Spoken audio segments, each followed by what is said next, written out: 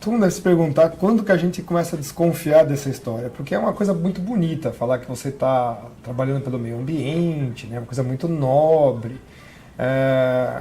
que as pessoas até acham isso assim uma fantasia, que você está ajudando o planeta, etc. e tal. Então isso cola, é uma conversa que cola e que a gente gosta de fazer porque faz a gente se sentir bem, né? Então é muito bem engendrada a conversa.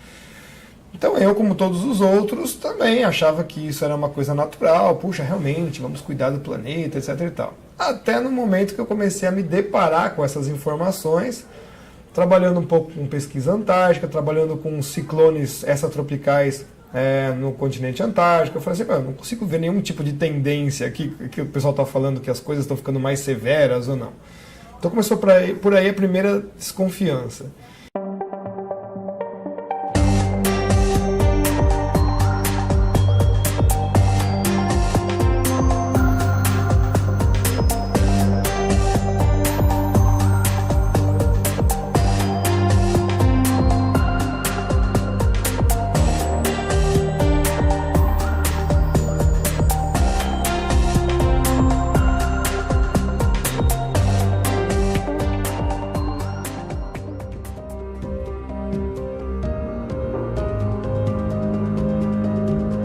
Olá, meus amigos.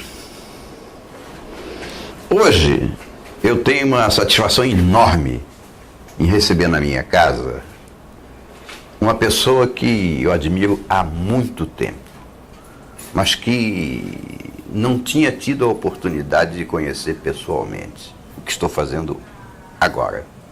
Eu quero lhes apresentar, aliás, não precisa de apresentação porque ele é muito mais conhecido do que eu, o professor, cientista e meteorologista Ricardo Felício. Boa noite, Ricardo. É um prazer recebê-lo na minha casa.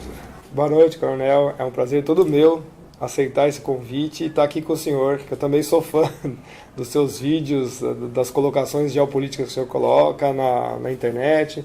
É uma grande honra estar aqui na sua casa. Obrigado por abrir as portas para a gente estar aqui para esclarecer mais alguns pontos sobre esse assunto tão curioso da climatologia administrando o mundo, né? É interessante. Quando eu digo que eu tenho muita satisfação em receber o Felício, eu preciso me reportar a um tempo atrás. Como o meu vício é a geopolítica, houve um momento lá atrás em que, embora não seja cientista nem meteorologista, eu percebi que havia algo errado com o tal do aquecimento global. Inclusive errado porque eles não diziam a terceira expressão, aquecimento global antropogênico. Ele era sempre omitido. Mas me chamou a atenção porque eu tomei conhecimento de que o Senado americano, depois que houve o relatório lá do IPCC sobre clima, que deu origem a todo esse transtorno mundial do aquecimento global, o Senado americano deve ter duvidado um pouco, né? Porque senão não teria convocado outra reunião de cientistas para discutir o mesmo assunto. Só que ao invés dos 60 iniciais, o Congresso americano arregimentou 600 cientistas que examinaram todo o relatório que tinha sido anteriormente fabricado no berço da ONU. Chegaram à conclusão que havia falhas no relatório anterior. Lá estavam contidos dados errados que levavam a conclusões erradas. E o melhor da história é que nesse confronto, realmente o IPCC declarou que reconhecia que aquele relatório estava que deveria ser questionado por causa dos dados errados e as conclusões, consequentemente, também erradas, mas que eles tomariam todas as providências para que aquilo fosse corrigido rapidamente. Isso aconteceu lá por volta de 2010, 2009, não estou exatamente localizado no tempo.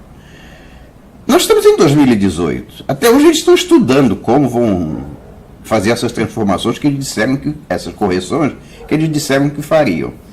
Mas, tendo em vista os sintomas, eu achei que tinha detectado uma doença. E essa doença, vocês que me acompanham, sabem que eu trouxe a público. Eu falei com todas as letras. O aquecimento global é uma farsa. Mas quando eu fiz isso, vocês estão lembrados? O que eu apanhei na internet não é brincadeira. Me xingaram, disseram que eu era louco, que eu era teórico da conspiração, que eu não era cientista, que eu não era meteorologista, estava o sapateiro subindo além das chinelas.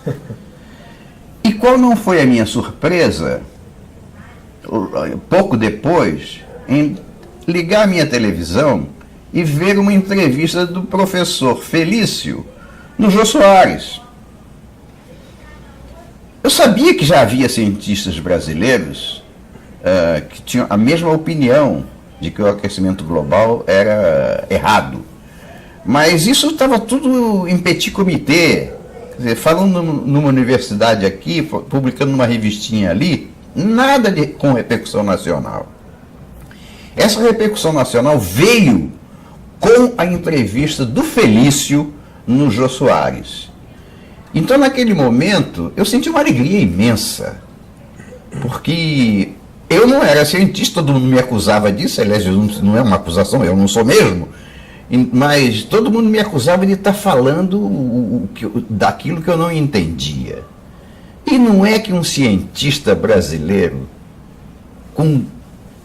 formado em meteorologia, com todos os diplomas e anéis que revestem a credibilidade de uma função ou de uma especialidade, vem a público dizer aquilo que eu tinha dito sem nenhum conhecimento científico. E eu passei a ser... Não só ele deu credibilidade ao que eu vinha dizendo, que eu vinha atestando, como ele veio carimbar. Ele foi o cartório que reconheceu a firma do que eu estava dizendo. Daí a minha admiração por ele. Então, eu recebo na minha casa para ele falar um pouco do muito que ele sabe sobre aquecimento global. Tu dá qual a palavra? Bom, todo mundo deve se perguntar quando que a gente começa a desconfiar dessa história, porque é uma coisa muito bonita falar que você está trabalhando pelo meio ambiente, né? Uma coisa muito nobre, que as pessoas até acham isso assim uma fantasia, que você está ajudando o planeta, etc. e tal. Então isso cola, é uma conversa que cola e que a gente gosta de fazer porque faz a gente se sentir bem, né? Então é muito bem engendrada a conversa. Então eu, como todos os outros, também achava que isso era uma coisa natural, puxa, realmente, vamos cuidar do planeta, etc. e tal. Até no momento que eu comecei a me deparar com essas informações, trabalhando um pouco com pesquisa antártica, trabalhando com ciclones extratropicais no continente antártico. Eu falei assim, eu não consigo ver nenhum tipo de tendência aqui, que o pessoal está falando que as coisas estão ficando mais severas ou não. Então começou por aí a primeira desconfiança. E a segunda foi quando eu comecei a estudar um pouquinho do que eles falavam que era a causa do aquecimento global, que era lançamento de gases do efeito estufa, né? E aí, nesse momento, eu percebi que, olha, CO2 trabalhando com gás de efeito estufa numa concentração extremamente ridícula na atmosfera naturalmente, e a nossa contribuição mais ridícula ainda em cima sobre essa concentração, me fez rever todas essas ideias e falar assim, não, alguma coisa está muito errada. E aí que eu comecei a desvendar todas as outras etapas que a ciência faz, que é começar a questionar, né? Então a gente faz as observações, levanta dados, começa a corroborar isso numa hipótese e se fundamenta depois nessas avaliações para tentar montar uma teoria. E a qualquer momento a gente tem um quarto passo que é, olha, se a gente viu que a sua teoria ou a sua hipótese não está casando com o mundo real, o que está errado é o quê? O mundo real ou a sua hipótese? Então, nesse momento que a gente então faz um resgate, inclusive da filosofia, e um resgate epistemológico da ciência em si, a gente percebeu que esses caras estavam fraudando. Por que eles estavam fraudando? Porque eles estavam impondo para a sociedade um modelo de mundo que eles estavam criando. E não era o mundo real. Então, a partir desse momento, eu passei a ser um agente combativo a essa fraude científica. Por quê? Porque a ciência é um envelope do pensamento humano. Então a gente pode pensar muitas coisas. O pensamento humano é muito amplo. O pensamento científico não, ele é uma coisa extremamente estreita, pequenininha, né? Então é um envelopinho muito pequeno. Por quê? Porque ele encerra em si mesmo um conjunto de regras que é para você dizer se uma coisa é ou não é. É simplesmente isso o pensamento científico. E quando a gente passa a hipótese do aquecimento global antrópico, como o senhor realmente falou, né, ou antropogênico, tanto faz, a gente via que não tinha sustentação científica para ele passar pelo crivo do método científico. E tanto que não tem, vocês que estão nos assistindo aqui, que vocês vão perceber que esse pessoal usa a lógica, né, um artifício jurídico, que é o princípio da precaução. Ele não é científico. Então eles mesmos dizem, inclusive estão nas discussões do IPCC, que por falta de plena certeza científica, notem o que eles estão dizendo. Nós vamos adotar todas as medidas que nós queremos governamentais para o mundo inteiro, baseados no princípio da precaução. Então eles mesmos já se matam quando eles fazem esse tipo de afirmação. Deixou de ser ciência. Deixou de ser ciência. Mas o pior de tudo é, olha, se eu estou usando ciência para definir um sim ou não, e essa ciência não me dá esta resposta, e você apela para um princípio da precaução, que é um princípio jurídico, que não está ligado com ciência, então você não está usando razão para nada. Você não está usando razão, racionalizando as decisões que você está fazendo. Você está usando o quê? Um argumento que não tem nenhum princípio para nortear o que você está decidindo. E pior de tudo, você matou a ciência. Você matou a ciência, porque você está falando assim, não, eu vou decidir porque eu quero. E Felício, em algum momento, depois de perceber que isso tudo era um engodo, em algum momento você começou a casquinar por onde, que caminho trilhar para descobrir as causas. Quer dizer, porque se você, num organismo internacional como a ONU, cria um fato mentiroso que contamina todo o planeta, por que será? A gente tem que descobrir uma causa. Quer dizer, qual foi a finalidade de terem criado uma farsa desse tamanho e que nos aprisiona a todos? Porque o aquecimento global, para quem não percebe, ele entra em todas as esferas do ser humano na Terra. Só como exemplo, quando ninguém é contra a ecologia, pelo amor de Deus, contra a natureza ninguém pode ser, ela é mais forte do que nós. Mas essa defesa maluca de que você não pode cortar uma árvorezinha, ou que você não pode pisar num ovo de tartaruga, isso cria condições para que a humanidade como um todo comece a pisar em ovos, não de tartaruga, pisar em ovos. E os países que não têm capacidade de desenvolver energia limpa, eles acabam sendo submetidos à eternidade do subdesenvolvimento, porque não pode usar a energia tradicional porque ela é poluente. Não tem recursos para usar a energia não poluente porque não tem dinheiro mesmo. Então fica a meio caminho. E nesse meio caminho, ele tem um destino fatal de ser eternamente subdesenvolvido hoje e amanhã, simplesmente escravo. Então, por isso é que a pesquisa da causa de onde é que essa coisa começou é uma coisa da maior importância geopolítica para o mundo. E eu te pergunto, Felício, você chegou a pesquisar de onde vinha esse fantasma maldito? Pois é, quando eu comecei a estudar a parte do clima, eu me deparei com uma outra coisa que era pretérito, que era a tal da história da camada de ozônio. Né? Que eu falo que não existe um preservativo planetário, como todo mundo fala. Isso é um grande engodo, um grande absurdo. O que eu não sabia até aqueles momentos, nós estamos falando de 2004, 2003, 2004, é que já existia também um painel político-científico na ONU, que era o IOTP, que era o painel exclusivamente para dizer as tendências do ozônio.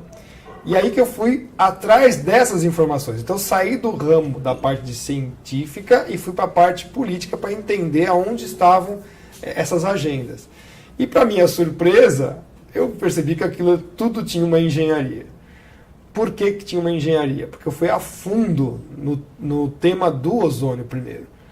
Né? Porque ele já estava consolidado como um painel científico, com regras muito bem claras, draconianas, porque você não podia mais fazer aquelas coisas, que no caso são os gases refrigerantes, e eu vi que inclusive os anos das coisas caíam como pedras de dominó. Então nota que esse painel nasce em 1987, o IOTP, e o painel do clima, o IPCC, nasce em 1988, é no ano seguinte. E durante esse caminhar desses últimos 30 anos, então notem também, né, são 30 anos que esse painel existe e até hoje carece da prova científica. Né? Estamos passando já de um quarto de século, estamos indo para um terço de século. Aí que eu percebi que eles estavam tudo amarrado. Né? Então, você já tinha uma decisão política global e você precisava da chancela de alguém. E quem hoje faz o papel de legitimar as ações políticas? O cientista. Então ficou muito claro isso para mim. E por que eu tive essa clareza? Que eles esperaram, no caso do ozônio, o Dobson morrer, que era o pai do ozônio. A gente podia falar assim, que é o maior estudioso de ozônio na Terra, na história do planeta Terra, da ciência, era o Dobson. Então eles esperam ele morrer e a partir disso começa essa agenda. Porque imagina se eles colocassem essa agenda antes, com o sujeito vivo. Ele ia falar assim, o que vocês estão fazendo? Vocês nunca estudaram nada dos meus artigos? Então eu comecei a voltar na história do ozônio e vi que já se sabia dessas anomalias que o ozônio desaparece na estratosfera desde o final do século XIX. Então eu falei assim, como assim? Se você já sabe que não tem ozônio na Antártida, que não tem ozônio no Ártico, que isso é sazonal, que ele cresce, desaparece, como é que em 1985 o Farman publica na Nature que em 5 anos ele descobriu uma anomalia gigante do ozônio na Antártida, e ainda por cima atribui isso a um gás refrigerante? Isso que é o pior crime científico que a gente pode dizer da fraude. Você vê um fenômeno na natureza, eu quero que vocês entendam bem isso. Hoje é assim, você vê um fenômeno na natureza, às vezes você nunca tem, pode ser que você nunca tenha visto, mas às vezes você já viu várias vezes. Por falta de explicação melhor, a culpa é do homem, certo? Então daqui a pouco, amanhã o sol vai nascer, a culpa é do homem. Só falta chegar nesse nível, mas estou exagerando no exemplo para as pessoas entenderem. Olha, a natureza tem um monte de facetas de fenômenos, nós não conhecemos a maior parte deles, até recentemente a gente mostrou para as pessoas que existem os vórtices toroidais na atmosfera, que são anéis que andam na atmosfera fazendo vários fenômenos, as pessoas não sabiam o que era aquilo, filmaram no Brasil, registraram. Então hoje você também tem equipamentos eletrônicos, todo mundo tem um celular e você registra as coisas. Então temos mais observadores no mundo. Então a gente vai colocando essa gama toda de informações, começa do ozônio, começam a aparecer um monte de outras informações, começam a aumentar o monitoramento do planeta. Eu falei, peraí, então você não pode comparar duas épocas. O senhor sabe, a idade do satélite começa nos anos 70. De fato, começamos a monitorar o planeta agora. Como é que você pode falar que nunca aconteceu antes? Tá, então, levantando todas essas informações. Primeiro, a história completa do ozônio, que eu vi que era uma fraude terrível. E eles conseguiram o que eles queriam fazer, que era abolir o sistema de refrigeração. que ia ficar muito barato para os países subdesenvolvidos. Então a gente vê que a maior parte dos países subdesenvolvidos estão em áreas tropicais e vejam bem, essas pessoas morrem por causa de comida envenenada, porque a comida estraga. Né? Então, você fazendo isso, você está fazendo já uma engenharia social. Começa por aí. Tá? Então, eu percebi que o painel do ozônio era o primeiro andar dessa pirâmide, que eu chamo de pirâmide da dominação. E o segundo andar, por que tem que ser o CO2? Porque a maior parte da energia que nós geramos no planeta é feita por causa de petróleo. Então, quando eles minam a principal fonte de energia, que é abundante e barata no sistema econômico mundial, os presidentes querem taxar em cima disso, você tem que lembrar que a água limpa é feita com energia. Certo? Então você já começa de novo a fazer uma engenharia social. Tratamento de esgoto requer energia. Pivô de irrigação requer energia. Então você começa a minar fontes de energia, saneamento básico e processo produtivo de agricultura, que é o mais básico. Nem vou elencar todos os outros, que é a indústria, etc, tudo, você entendeu? Assim, mas eles já vão nas raízes que já dificultam todo o resto e os outros andares já caem junto. Então, por exemplo, no Brasil, nós passamos por um processo de desindustrialização. Nossa energia é extremamente cara. Então, tudo isso está dentro desse pacote ambiental. E a climatologia, que é um saco de gatos, que ninguém sabe exatamente o que é. Então, a meteorologia se debruça terrivelmente em cima da atmosfera e ela sabe que ela não vai obter todas as respostas. Quem fala que sim está mentindo. Um meteorologista sério sabe, nossa, nós conhecemos muito pouco da atmosfera, a dinâmica da atmosfera é extremamente volátil, né? Mais que a gente tente equacionar, montar as equações de física, etc. e tal, a qualquer momento o furacão muda para o outro lado, você faz cone de probabilidades, então é uma ciência bastante probabilística ainda.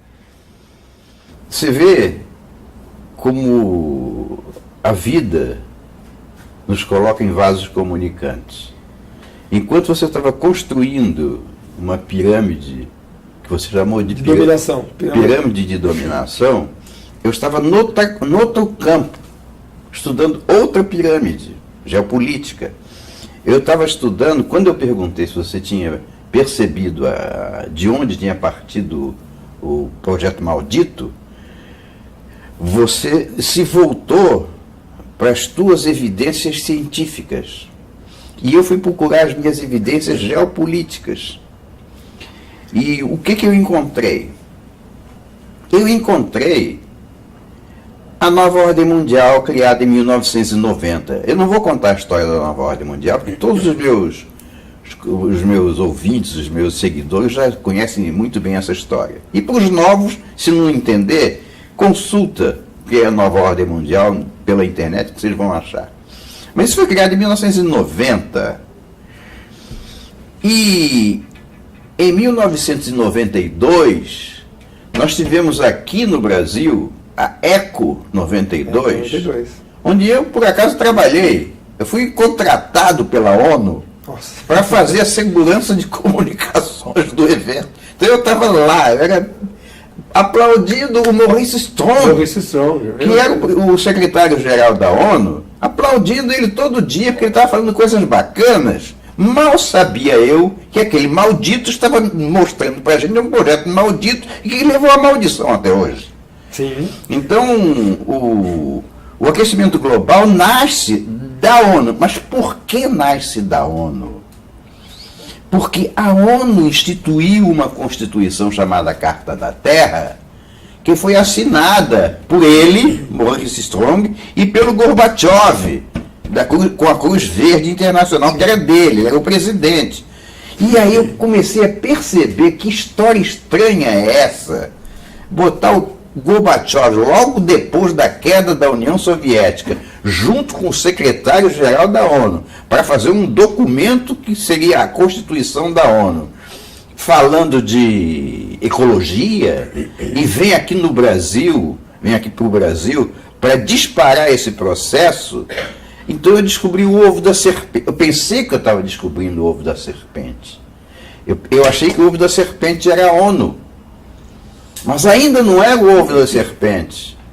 Já era uma serpentinha recém-nascida. Instrumento ainda. Né? O ovo estava mais acima, naquilo que a gente chama de nova ordem mundial. Então, percebam, esse projeto de dominação do mundo, para fazer de nós todos escravos, debaixo de um sistema totalitário, nós todos escravos, ele parte de uma ideia maldita de magnatas e comunistas. Então, todo esse processo que a gente vivenciou no passado e vivencia hoje, todo o nosso drama é decorrente desse processo. E então, é por isso que eu disse, quando o Felício me vem com a negação da Eco 92, porque foi isso que ele fez. Sim. Ele chegou aqui e disse assim, chegou lá no Jô Soares e disse assim, olha, quer saber, essa porcaria de Eco 92, isso foi uma porcaria, isso não é para nada, isso é para enganar a gente. É exatamente assim que eu me senti antes, e depois que ele falou, eu continuei me sentindo assim. Então, hoje, pela primeira vez, desde que esse órgão maldito foi criado, a nova ordem mundial, hoje, nós estamos vivendo os dias da redenção. Nunca nós tivemos oportunidade de reagir a esse processo que era subterrâneo e era avassalador. Parecia que era impossível obstá-lo. Mas de repente, eu sempre falo na mão de Deus, de repente ele encontra uma barreira. Essa barreira, a primeira barreira foi o cristianismo, sem dúvida. Agora, a segunda barreira foi o racha entre eles, também provocado pela mão de Deus. Então, o que nós estamos vivendo hoje no Brasil, e que a Europa já vive, que os Estados Unidos também já vivem, é a oportunidade ímpar de derrubar esse projeto maldito, é de derrubar a nova ordem mundial. Você concorda com isso? Plenamente, porque a beleza de tudo isso, como o senhor falou, o senhor foi por um lado, eu fui por outro, eu sempre faço uma analogia, faz uns 3 anos que eu faço essa analogia. Cada vez mais eu encontro pessoas de áreas diferentes, que partiram de pontos diferentes dentro de uma floresta, abrindo as suas picadas, e todos nós convergimos para o mesmo ponto. Vasos comunicantes. Como o senhor falou. Por que nós nos encontramos nessa clareira? Porque aqui é a verdade. É verdade. Então, poucos de nós estão vendo isso também. Porque várias pessoas de vários segmentos diferentes partiram naquela raiz que são íntimas ao seu próprio âmago lá. No meu caso, climatologia, pesquisa, comecei, mas não estava fazendo sentido, e fui indo. Por que eu tive que ir para geopolítica? Eu falei, porque cientificamente não faz sentido. E quando a gente começa a ler os documentos da Rio 92, que o senhor Maurice Strong, canalha, escreve lá, que os países que não se submeterem ao desenvolvimento sustentável têm que passar por sanções políticas, econômicas e até militares, ficou claro qual era a agenda. Ficou mais que claro. Então as pessoas não podem dizer, eu não estava sabendo. Sinto muito lhes dizer. Está tudo registrado, preto no branco, o que essas pessoas querem fazer. Os documentos têm que ser oficializados. Então está lá, na Rio 92. Quer ler o relatório Brundtland, de 87, que só pega peso realmente em 91, coincidentemente já pré-92, né? Então está tudo lá. Você começa a ver o discurso dessas pessoas, por exemplo, o Jacques Cousteau, que eu achava que era um cara sensacional de ciência, não era, fazia parte do sistema. Tem que morrer 350 mil pessoas por dia para o mundo ficar bom. Está lá no Correio da ONU, você pode pesquisar. Tá? Todos os assessores da ONU, quando vão fazer depoimento, falam que democracia não é boa, porque eles precisam implementar as regras para salvar o planeta, né? O próprio Lovelock, com aquela teoria absurda, né? Aliás, não é teoria, é uma hipótese das bem vagabundas e fraudulentas que o planeta Terra é Gaia, né? Gaia, para quem não sabe, é alusão a culto satânico, certo? Nunca estudaram coisa nenhuma, porque Gaia era a progenitora dos titãs, e os titãs foram feitos para destruir o homem. Então os caras fazem adoração à mãe que destrói o homem. E o homem é a criação de Deus. Então por qualquer aspecto que você queira estudar, religioso, filosófico, científico, você desmascara esses caras. Por isso que eu falo, esse trígono, filosofia, ciência e religião, você consegue desmascarar os caras e mostra que é um plano maldito mesmo de dominação. Porque a maior parte desses caras são contra as soberanias nacionais. Completa. Então, veja só, com a Agenda 2030, que está sendo implementada agora aqui no Brasil, até por força de lei, você vê que os políticos que estão por trás disso falam assim, a gente quer menos Estado. Peraí, então você quer menos atuação da soberania brasileira, mas você aceita um protocolo de mais de quase 200 pontos que vem de forçamento internacional para cima de nós. Então, o discurso é paradoxal. É um contrassenso. É um contrassenso completo. Você não quer que o brasileiro tenha mais o controle do seu próprio país, mas você quer passar isso para frente. E quando você vai olhar esses painéis políticos científicos, que para as pessoas entenderem já tem o terceiro que nasceu em 2010, que é o IPBES, tá? Que é o painel político científico para a biodiversidade e serviços ambientais. Notem então que a natureza presta serviço para o homem, então você já sabe quem vão ser os grandes donos dos domínios naturais do planeta. E vem mais 3 aí pela frente. Vocês já ouviram falar muito disso, que é o painel dos oceanos, que toda hora o mar está poluído, está cheio de lixo, que não sei o quê. Outra conversa furada. O painel da Antártida vai sair, porque com a quantidade de recursos que nós temos lá, não dá para desprezar isso. E o último, que eu chamo que é a coroa da pirâmide da dominação, é o painel do espaço. Já tem tudo isso, né? Tem a Agência Internacional Espacial, tudo mais, que o Brasil não faz parte de nada, né? Que ele não consegue entregar um parafuso para a estação espacial, né? Um objeto de alta tecnologia, um parafuso, a gente não consegue fazer. Né? Então a gente já está desse círculo, nós estamos para fora.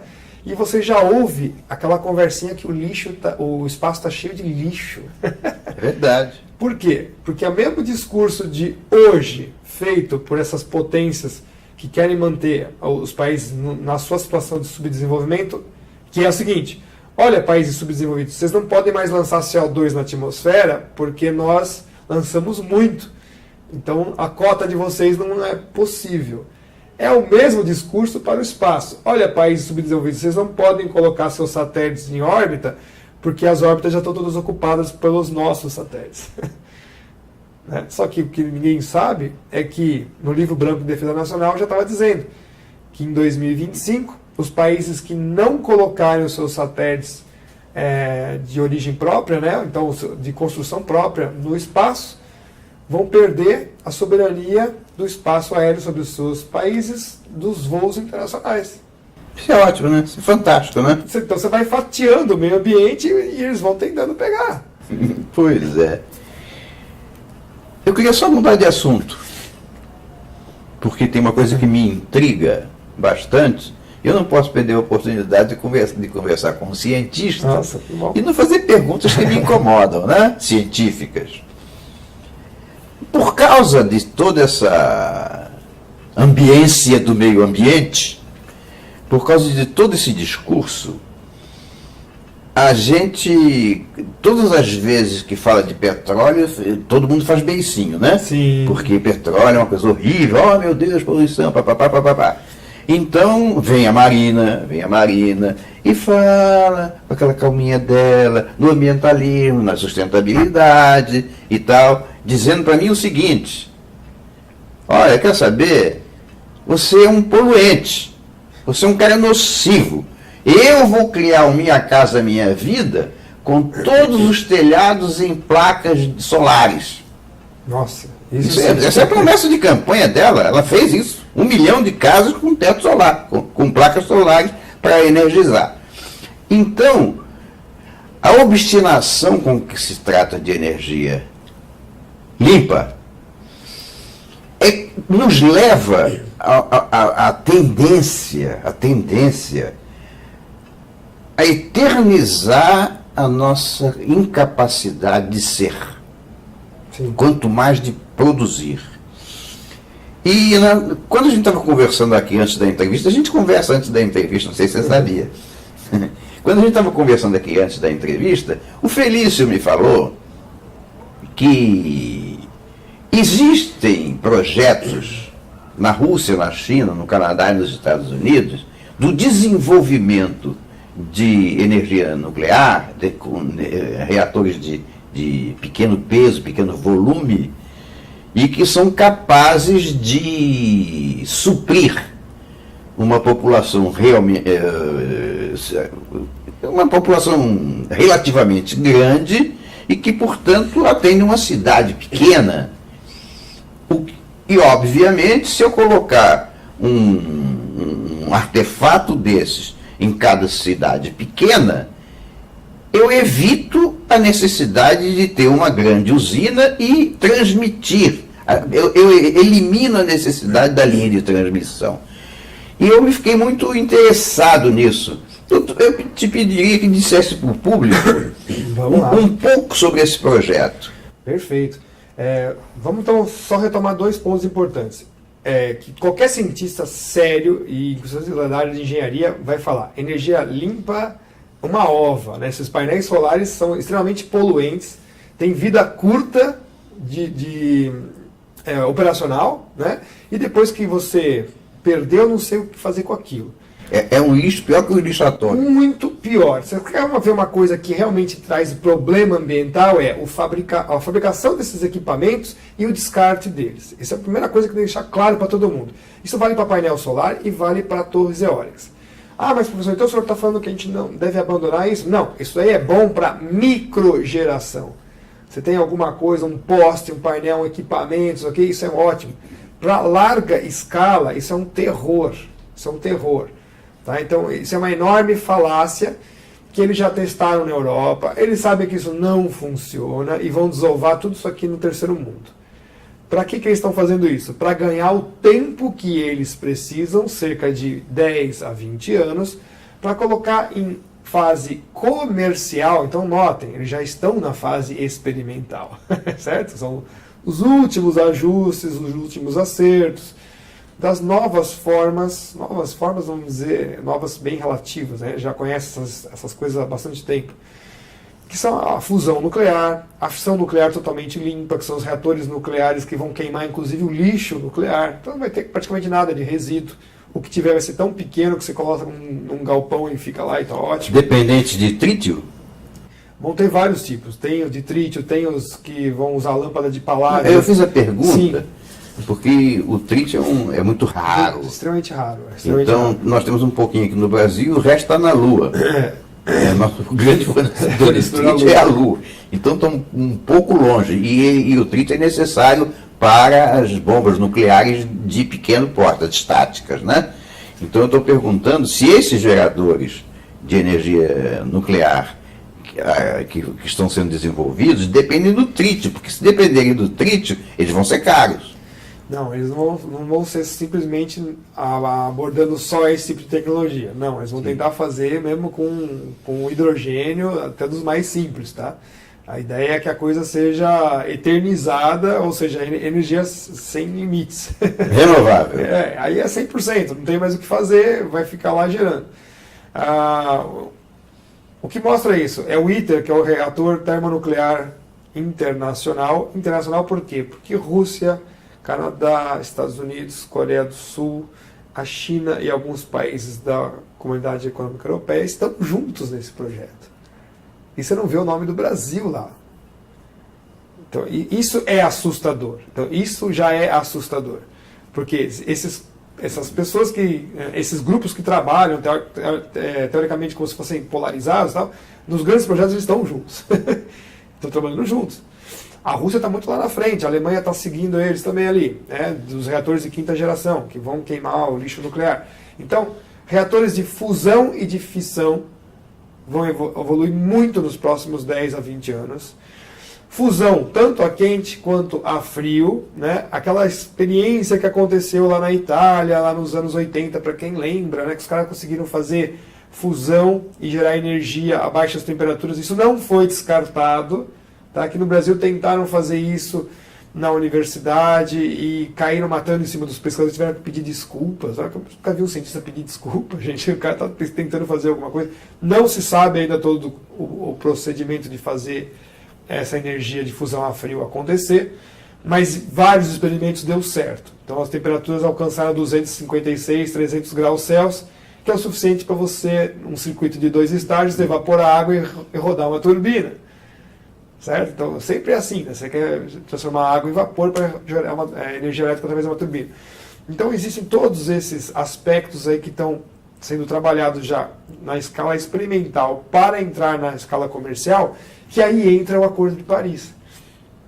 Enquanto o Acordo de Paris está ganhando o tempo que eles querem, né, esses grandes grupos que estão trabalhando com as energias, a gente tem que colocar renovável que não é renovável coisa nenhuma, eólica, solar, todas essas coisas, de repente isso vai virar uma ferramenta comercial real.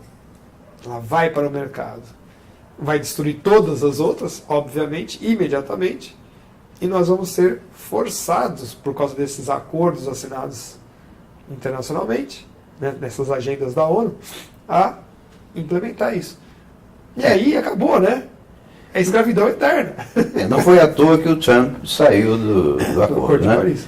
Inclusive, coronel, na questão desses novos reatores, entra o nióbio, porque você, para fazer as estruturas metálicas super resistentes que essas máquinas necessitam, entra na liga metálica a constituição com o nióbio. E só lembrando que o nióbio existe na sua maior parte, só 97,5%, né, no Brasil. Agora, mas eu tenho uma dúvida, não é bem uma dúvida. A grande vantagem desses reatores de pequeno porte e que consigam fazer a fissão e a fusão sem poluir, sem riscos Sim. de poluição via desastres, etc. O efeito prático é realmente descentralizar as fontes de energia. É a palavra-chave. Mas um país como o Brasil, que é dono do maior potencial hídrico do planeta, pode fazer isso com hidrelétricas. Ou seja, o mesmo fenômeno que permite alocar reatores em diversos lugares para que eles somados atendam a uma determinada área, ao invés de uma só fonte geradora atender a mesma área, isso é possível fazer com a energia hídrica. Então, a gente não tem a tecnologia, mas a gente tem a capacidade de diminuir os nossos custos também não poluente, com o nosso potencial hídrico. Sim. Você não acha que para nós seria dispensável essa tecnologia? Poderia até ser. A gente não sabe quanto que isso vai ser uma imposição que vai vir de fora. Eu apoio as duas formas. A gente participar do clube dos estudos, que é a primeira coisa, né? E segundo, a microgeração de energia hidrelétrica, sim. Sim, né? Sim, com certeza. Aproveitar todo o potencial hídrico que nós temos no Brasil, que é um dos maiores do mundo, se não for o maior, está ali. Seguido do Brasil, nós temos só os países andinos e o resto é resto. Literalmente, o resto é resto. Então, a maior riqueza da América do Sul toda é a água, a primeira coisa. As pessoas têm que entender isso. Inclusive a subterrânea. A subterrânea, o fluxo do ciclo hidrológico. Inclusive o rio aéreo. Que não é dessa turminha do aquecimento global. Esse termo já é de um cientista francês já há muito tempo. Que os caras gostam de aproveitar coisas achando que eles são os grandes maiorais, né? Outra das fraudes deles. Mas exatamente, o ciclo hidrológico do Brasil é extremamente ativo. Então, o ciclo hidrológico já é energia solar, que a água evaporou de algum lugar para vir para dentro do território e depois ser despejada. Então, essa engenharia de você trabalhar com todas as bacias hidrográficas do Brasil é excepcional. Né? Ela vai fazer várias benesses ao nosso país. Primeiro, você vai ter fontes de água em vários lugares controlados, administrados. Energia elétrica de várias fontes, inclusive regionalizando. Terceiro, as hidrovias, você vai fazer um complexo de sistema de transporte do Brasil excepcional, que ainda nós estamos caminhando. Né? Os entraves ecológicos, ambientalistas que os caras colocam em cima disso é absurdo. Então, todo esse potencial nós estamos perdendo, nós temos que voltar com tudo isso. Já que você falou em entraves ecológicos, eu não queria terminar esse nosso papo sem fazer alusão ao fato de você ser candidato a deputado federal por São Paulo. Sim. Pelo partido do Bolsonaro, graças a Deus. Sim. Mas esses entraves que a gente encontra diuturnamente em qualquer tipo de coisa nova, de inovação que você pretenda fazer em benefício da população brasileira, dentro da minha cabeça leiga na ciência, não leiga nas linhas de transmissão, porque eu sou especializado Sim. em telecomunicações, que é a mesma coisa. Mas esses obstáculos que eles criaram para perturbar a nossa capacidade de desenvolver, no meu entender, eles podem ser derrubados com a caneta de um presidente. A caneta de um presidente. Eu não estou falando nem de cultura nacional, de elevar o nível cultural das pessoas, de aplicar a teoria reversa da Revolução Cultural ou da aprovação do Congresso. Não estou falando nada disso. Eu estou falando que o presidente da República, com uma canetada, pode resolver metade do nosso problema energético. Com certeza. Que você não acha que, como deputado federal, ou talvez algo mais, você poderia encontrar caminhos para viabilizar uma solução dessas? Sim, eu vejo que essa guerra tem que ser aberta em duas frentes, né? Então, não só o presidente, mas um Congresso forte apoiando. Então, com essas mesmas ideias, né, nós temos que alavancar e quebrar todo esse atraso que eles colocaram em cima da gente. Porque quando a gente pega e abre esse tabuleiro e vê todas essas peças, elas estão amarradas. Foi o que eu fiquei fazendo nos últimos 5 anos, inclusive. Né? Porque eu fui além da parte de climatologia, a parte ambiental, e fui para a parte geopolítica e a parte operacional. E eu vi, todos os lugares têm uma pecinha deles. Então é tipo o par, né? Você põe a sua parte verde, vem lá a partezinha, vamos colocar o vermelho aqui. Eu chamo de azul. O azul, melhor. Vamos colocar o azul, vem o vermelho, ou se não vier o vermelho, vem um verde, vai, tudo bem. e em tudo. Por quê? Porque petróleo continua sendo uma fonte importantíssima de energia. A gente não pode deixar de falar isso. Os motores vigorosos que trabalham em coisas pesadas continuam sendo diesel. E a tecnologia diesel está extremamente avançada. A Bosch agora está prometendo que vai ser diesel zero, não vai ter nenhum tipo de poluente. Lembrando para todos, CO2, dióxido de carbono, não é poluente, é o gás da vida. Tá? Então eles gostam de confundir poluição com CO2. A gente tem que tirar isso daí. Então a queima de petróleo gera CO2. Gera alguns outros tipos de poluentes, sim, mas a taxa deles é extremamente pequena. E isso tem tecnologia para eliminar.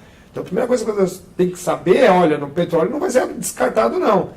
Não só como fonte energética, mas ele é base de milhares de produtos industriais. Milhares. Não existe economia hoje do mundo sem o petróleo, pode esquecer isso. Ele ainda vai estar muito atuante, mesmo com a gente estando com as novas energias que a gente está imaginando, né, dos próximos 10, 20 anos, o petróleo não vai desaparecer. Não vai, a não ser que a gente crie outros tipos de química, ele está muito integrado aí na nossa parte econômica e nossa parte de desenvolvimento. Então, nossa, que coisa mais maravilhosa colocar um imposto global sobre o CO2, sobre o petróleo, porque eles sabem que não vai acabar, certo? Cria aquele fundo gigantesco. Então, eu vejo exatamente isso que o senhor falou. Tem que chegar o presidente, tem que ter uma bancada mesmo de Congresso para apoiar e tem que fazer o desenvolvimento regional do Brasil de fato, como os militares estavam fazendo, né, na época do regime. Por quê? Porque agora, com todas essas novas fontes de energia, com as pequenas hidrelétricas que podem ser formadas, com as pequenas redes de transmissão, você não precisa fazer mais transmissão gigantesca. Eu não sou muito favorável dessa interligação do sistema energético nacional, porque começou a virar um mercado, né, de energia. Né? E, na verdade, a energia não tem que ser o mercado. A gente tem que ganhar o lucro deles na elevada demanda e não na escassez. Isso mesmo. Isso é muito importante que as pessoas entendam. Você é contra o mercado de energia? Não. Eu sou o seguinte, eles têm que ter lucro baixo porque eles têm que gerar bastante. E gerando bastante, tendo uma oferta grande de energia, é que você faz os outros andares da economia começarem a caminhar. Não se faz industrialização em país nenhum do mundo sem energia. Tá? Então esse mimizinho que fica em cima de nós de petróleo, de carvão, a China tem mais de 2.400 usinas termoelétricas a carvão. A Índia tem mais de 1.200, 1.300 está lá. Tá? Como é que pode?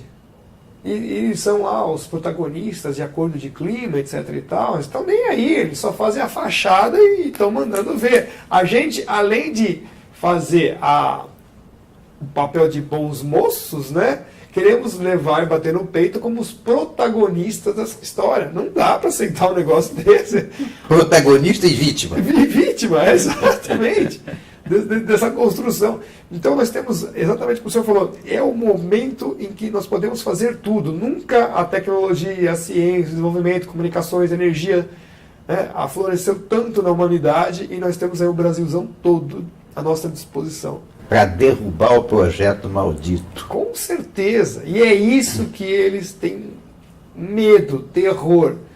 Né? Que nós no Brasil já temos essa união dos povos, né? Nós temos essa união, isso aqui é intrínseco ao Brasil, né? Por isso que eles querem jogar importar esses ódios pseudo-raciais, porque raça é uma só, é raça humana, então são ódios pseudo-raciais que nós nunca tivemos. Então eles querem destruir o Brasil em todas É o projeto deles. É o projeto deles, em todas as peças possíveis. Por isso eu falei, né? Põe um azul, tem um verde ou tem um vermelho ali. Né? Então esse é o momento. Eu acho que esse é o momento da gente conseguir fazer essa reforma. Muito bem. Meus amigos, nós estamos terminando esse papo. Isso não é uma entrevista, né? Isso é um papo amigável entre nós dois, né? Tomara que você tenha aproveitado. Eu te peço, Felício, que se despeça do nosso público. Bom, Coronel, eu agradeço muito a oportunidade de estar aqui no Rio de Janeiro, na sua residência. É uma honra muito grande. Sempre fui admirador também do seu trabalho, né? E, puxa vida, é uma honra muito grande mesmo fazer essa conversa, porque não é uma entrevista, né? É um bate-papo. Parece uma conversa de velhos amigos, inclusive, né? É verdade. Porque, como eu disse, né? Cada um foi trilhando por um lado, mas a gente centrou depois, como muitos outros colegas nossos, numa única clareira, que é o ponto da vergência da verdade, porque a verdade é uma só, né? Então eu fico muito agradecido por essa oportunidade. Então, fiquem com Deus, até a próxima.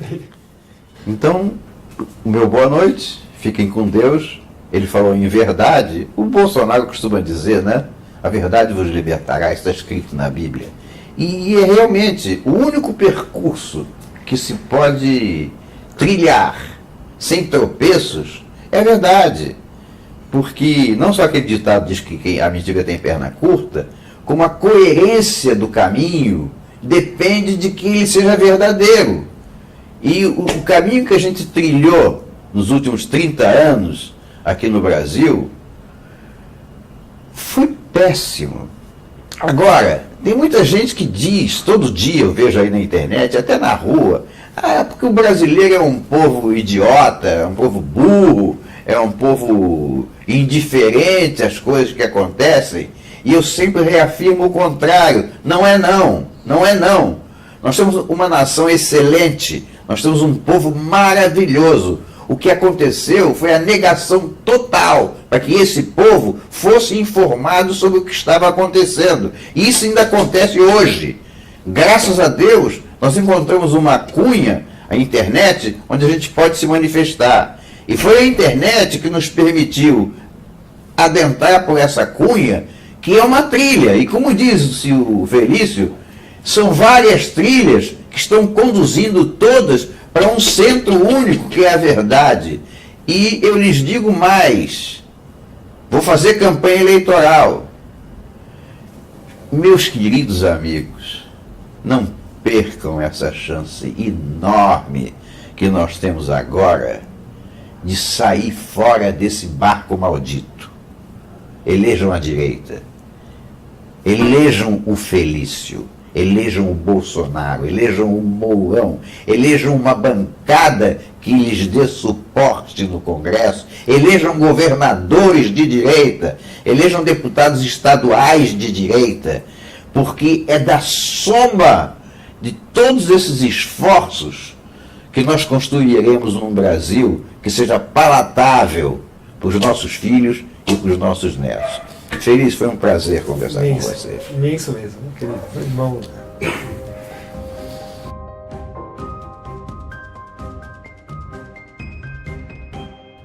Vira News. Informação em primeiro lugar. Bem-vindo ao seu canal Vira News, informação em primeiro lugar. Estamos num momento decisivo da mudança do Brasil. A mudança para o Brasil que nós queremos de verdade. Nós queremos um Brasil mais decente, nós queremos um Brasil mais honesto. E quando a gente fala de honestidade, não é só honestidade no trato da coisa pública, não é só a questão de não ter a corrupção, que é claro que não pode haver. É a honestidade com relação às verdades que não são ditas. Nós estamos cercados de mentira por todos os lados. Há anos vem impregnando mentiras nas nossas cabeças, nas cabeças dos nossos filhos, e todos nós hoje nos encontramos em uma rede, num emaranhado de mentiras que parece muito difícil sair. Mas existe solução. A verdade sempre é a melhor solução que tem. Hoje a gente vai falar um pouco sobre o que não existe como grande problema. A camada de ozônio, efeito estufa, aquecimento global. E como que tudo isso faz parte de uma grande mentira que está sendo plantada em todas as nossas cabeças para que o Brasil não consiga se desenvolver. Nosso convidado hoje é o Ricardo Felício. Ricardo Felício, muitos de vocês já conhecem, é um meteorologista de primeira, uma pessoa que vem causando muito espanto com as suas falas verdadeiras sobre o que é verdade nesse cenário caótico que tentam implantar na nossa sociedade global, inclusive, não só na nossa sociedade brasileira. E o Ricardo, vocês vão ver também, nós acabamos de fazer uma entrevista dele com o Coronel N. Fontinelli, uma entrevista muito bacana, onde foi discutido todas essas questões do clima, das mentiras climáticas. Mas no nosso programa o que nós queremos saber é como consertar isso, como o Brasil pode dar uma solução. E por que essa conversa com o Ricardo? Não só pelo notório saber, mas também porque ele é candidato a deputado federal pelo PSL em São Paulo, junto com Bolsonaro, e certamente é um candidato que merece todo o nosso apoio, merece que todos nós tentemos entender o que ele está dizendo e a importância de pessoas como ele no nosso cenário parlamentar no Brasil. Fui longo na abertura, mas é porque as pessoas têm essa dificuldade de entender tudo que é dito. A verdade impacta de uma maneira quase inacreditável para as pessoas. E você consegue, Ricardo, colocar de uma maneira muito simples todas essas mentiras que a gente está ouvindo o tempo inteiro e sendo enganado. Então, já que a nossa entrevista é política, de que forma, politicamente, o Brasil pode se desfazer desse emaranhado de mentiras e entrar no caminho correto para o crescimento e desenvolvimento, deixando de ser um escravo de determinações da ONU, de determinações de ONGs ambientais e todo esse monte de crimes que estão cometendo conosco? Perfeito. A pergunta é muito boa, porque o nosso cenário atual é diferente dos anos 90, que nós tínhamos uma crise global muito mais acirrada, em que a assinatura de acordos foi feita de maneira coerciva, né? Então tem esse detalhe que pouca gente sabe. Então, se você não assinasse, por exemplo, o protocolo de Montreal, que é sobre a tal da camada fictícia de ozônio, você não recebia financiamento da FMI. Isso era muito claro. Então, o do Acordo de Paris, ele está tentando fazer a mesma coisa, mas amarrando a gente de uma maneira tamanha que nada mais vai poder ser realizado nos países em geral que forem signatários, sem passar por essa chancela da turma do Acordo de Paris. Então, acho que o passo fundamental é o Brasil abandonar esse acordo exatamente como o presidente Trump fez nos Estados Unidos. Só com esse esse ato de rebeldia, podemos dizer assim, nós já vamos levar outros países que também não querem e o acordo já desmorona. Ele é primeiro passo fundamental. E segundo, parar de sediar acordos de Rio mais 20 mil, mais 30, mais 100, mais infinito, né? Então a gente vê que isso realmente é uma agenda que quer manter esse subdesenvolvimento, porque eles sempre estão fazendo esse tipo de carnaval fora de época, em que se discute tudo sobre tudo, que é exatamente isso que é a lógica da coerência que esses grupos gostam de utilizar, que você joga tudo dentro daquele saco e o que sai de lá de dentro é sempre alguma coisa que atrapalha o desenvolvimento das nações. Então o primeiro passo é realmente discutir isso e discutir agora isso aqui com ênfase, né? Porque quando você falou, poxa, você era um cientista e por que você está indo para a área política? Porque já esgotei tudo que tinha que falar na área científica. E lá dentro já estou totalmente cerceado. O brasileiro já sabe qual é a verdade, como muitos cidadãos do mundo já sabem a verdade. Eu não sou o único cientista que fala isso. Tem centenas deles no mundo inteiro. Então qual que é esse embate? Esse embate é no campo político. Acabou. Quando eles foram para acordos e usaram os cientistas para fazer a legitimação desse acordo, eu quero fazer agora os dois passos. Eu sou o cientista que vai dar legitimação que isso é uma fraude e, portanto, eu vou lutar agora com as mesmas armas de vocês. É no âmbito político. Ok, você falou sobre a fraude. Toda fraude beneficia alguém. Por exemplo, a fraude dos gases, né? Você falou sobre refrigeração em diversas entrevistas que eu já assisti, inclusive nessa com o Coronel Enio Fontinelli. Quem sai ganhando financeiramente mesmo? Quem é que está no domínio dessas pautas? Você tem grandes grupos industriais oligopolistas no mundo, né? No caso, por exemplo, da fraude do efeito da camada de ozônio, que eles sempre falavam, né? Que você está lá com os gases destruindo a camada de ozônio. Primeiro que não está destruindo nada porque é uma coisa que não existe, né? São nuvens ozonosféricas que estão lá, se formam e se degradam. Mas aí o engenhamento todo é sempre implementar um esquema chamado cap and trade. Então você limita, mas comercializa. Então eles criaram todo esse aparato que vem pelo protocolo de Montreal, né, para limitar os gases e ir cerceando a fabricação deles, e ao mesmo tempo implementando outras coisas que seriam muito mais caras, de repente, e de fato foram, né? Só que as pessoas não perceberam que quando eles mudam uma peça-chave desse esquema, derruba-se todas as outras também. Derruba toda uma cadeia produtiva. Toda uma cadeia. Então, no caso, quando ele tira os CFCs e começam a colocar os HCFCs, que foi a primeira substituição, esse gás não funciona nas geladeiras. Então você perdeu tudo isso daí, virou lixo da noite para o dia. Tem que trocar todos os equipamentos, tanto os domésticos quanto os industriais. Que era o grande plano, porque você atacar as plantas industriais, por exemplo, em 1992, quando o edifício da Sears foi trocar o sistema de refrigeração, custou 2 milhões de dólares, à época, certo? Era uma fábula de dinheiro. Tá? E o plano do protocolo de Montreal é levar, e conseguiu, o protocolo de Ruanda, que foi assinado recentemente, levar a refrigeração à sua pré-história. Qual que é a pré-história da refrigeração? São aqueles gases extremamente tóxicos e nocivos. Então, o ano passado, por exemplo, eu fui visitar um frigorífico novíssimo em Roraima, né?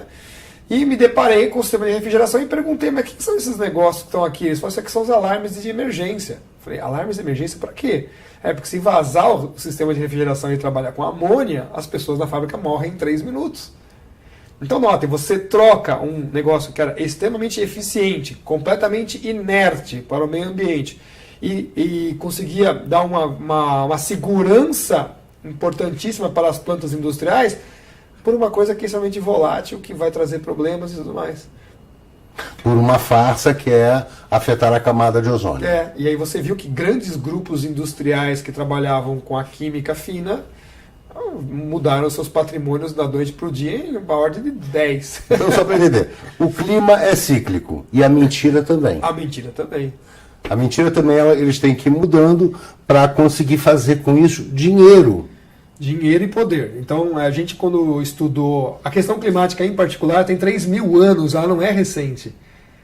Então, por exemplo, já foi discutido isso nas ágoras gregas, se cortava uma árvore mudava o clima. o Senado romano discutia toda vez que uma legião andava porque eles cortavam floresta, que eles mudavam o clima. Se o aqueduto poderia ser feito, que ia mudar o clima. Então essa discussão é muito antiga na história da civilização. Ricardo, como que a gente consegue fazer que as pessoas realmente entendam que estão sendo enganadas?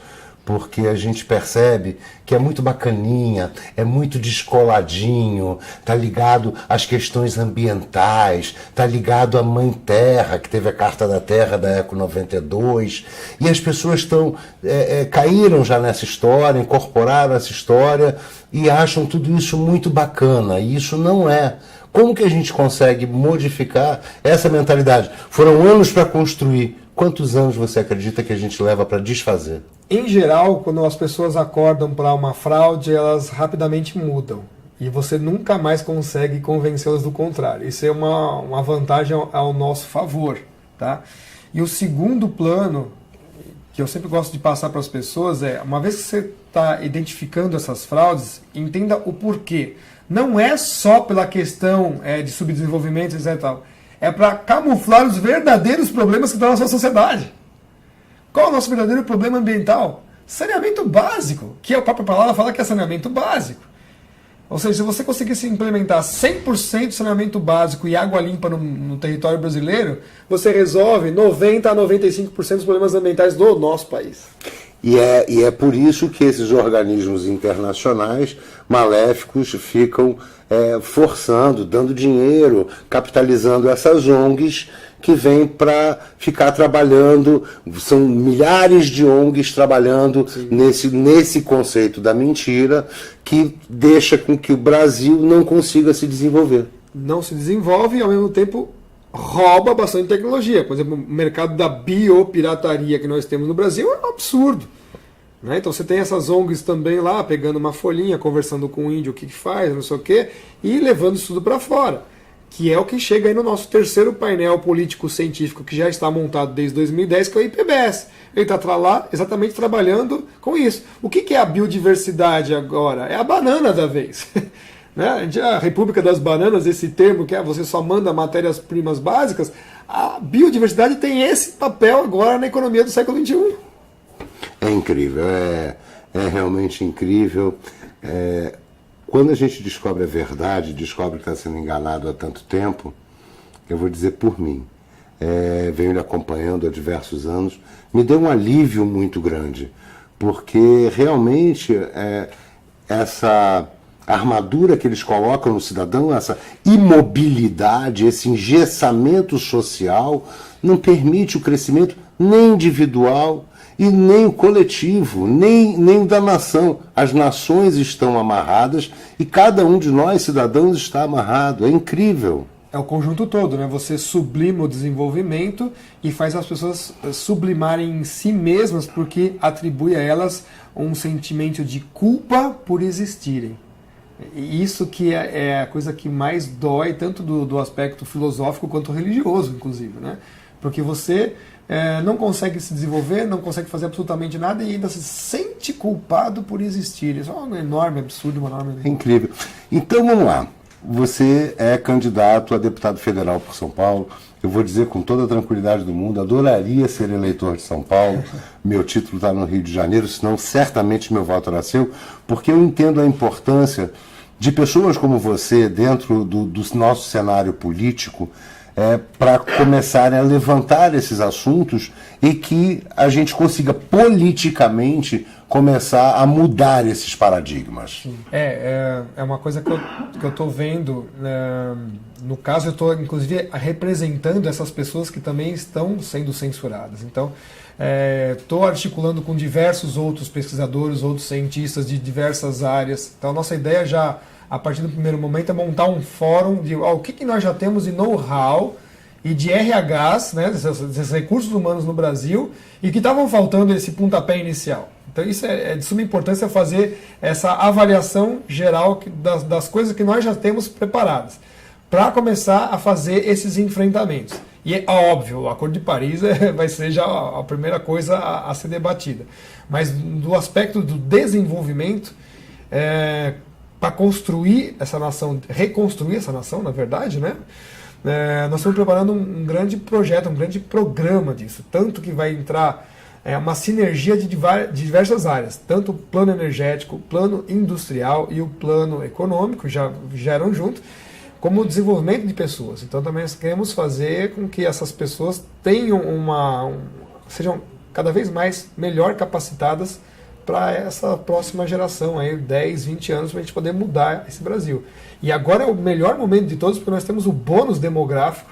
Então, se a gente conseguir começar a ajustar o Brasil nos próximos 5 anos e realizarmos uma política de Estado, não só de governo, para os próximos 30, a gente garante a nação brasileira para os próximos 200. Quer dizer, é uma coisa assim espetacular. E é claro que a gente sabe que em 50 anos muita coisa vai mudar, a tecnologia, etc. e tal, né? Então, fazendo esse prospecto para 200 anos do que a gente tem hoje. Imagina quantas cabeças pensantes podem gerar muito mais coisas importantes. E a gente sabe que o Brasil é um berço de cérebros e todo o potencial está aqui. Imagina só o que a gente pode ter ainda pela frente. E você colocou que é um momento oportuno esse, e também é um momento oportuno porque nós temos o Bolsonaro, candidato à presidência da República, junto com o general Mourão, nosso vice. Temos, portanto, uma equipe de governo que será de excelência e, principalmente, será um governo de direita, de gente direita, porque nenhum governo, nenhum candidato a governo de esquerda, e fora Bolsonaro, todos estão à esquerda, todos estão à esquerda, todos estão alinhados com o Acordo de Paris, com a Agenda 2030 da ONU, com o que tem de pior para o mundo e o pior para o nosso país. Não se enganem, não. Então nós temos nesse momento esse cenário super interessante que foi isso que possibilitou o seu desejo de entrada na política. Existir nesse momento um partido sério, com gente séria, querendo trabalhar sério para mudar o Brasil definitivamente. Mas era um desejo tão grande isso que quando o Bolsonaro entra no PSL, 2 dias depois eu me filiei ao partido, dia 31 de março desse ano agora, né? Uma data fatídica, né? Diga-se de passagem, para pessoas que não gostam, mas foi exatamente essa a ideia. Eu falei, não, agora é o momento de brigar, né? Eu já estou brigando com esses caras há mais de 10 anos, claro. Não tem mais nenhum motivo para esconder qual que é a briga, né? Então as pessoas que me conhecem estão acompanhando a minha vida nos últimos 10 anos, eu comecei essa briga com essa turma em 2003, né?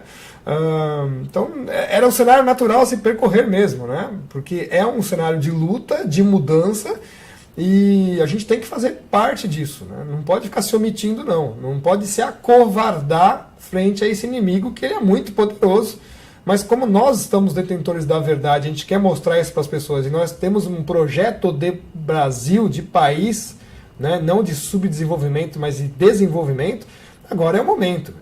Claro.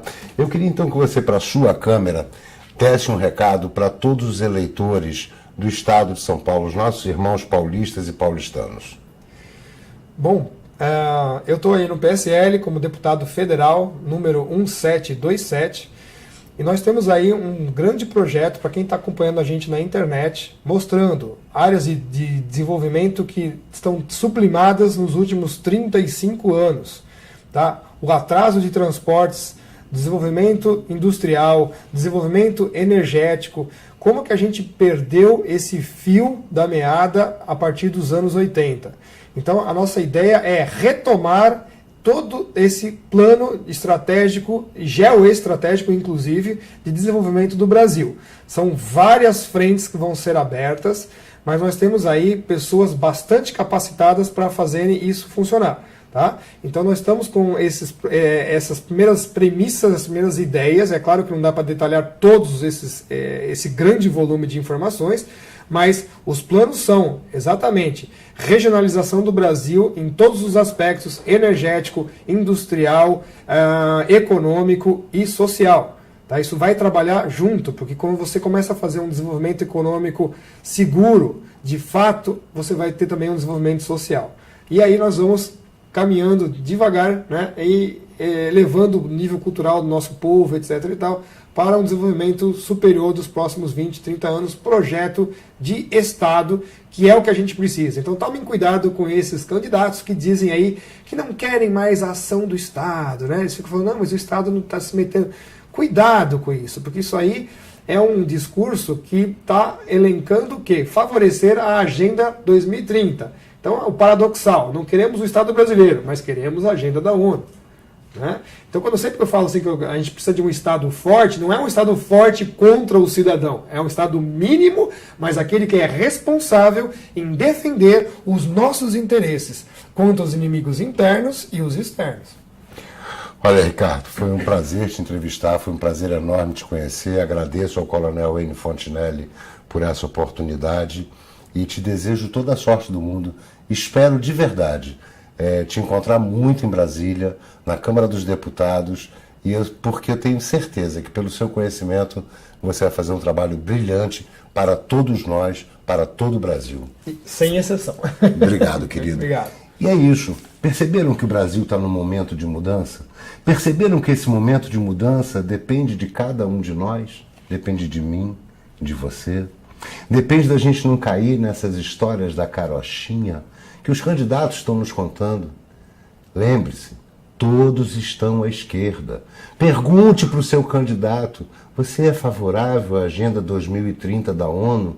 Se for, numa boa, esqueça esse candidato, porque por mais que ele se diga abertinho, legalzinho, novinho ou qualquer outro termo, ele não tem nada de novo, não tem nada de legal e não tem nada de bom para o Brasil.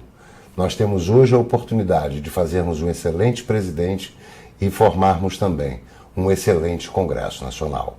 Obrigado por estar aqui participando do nosso canal Vira News. Informação em primeiro lugar.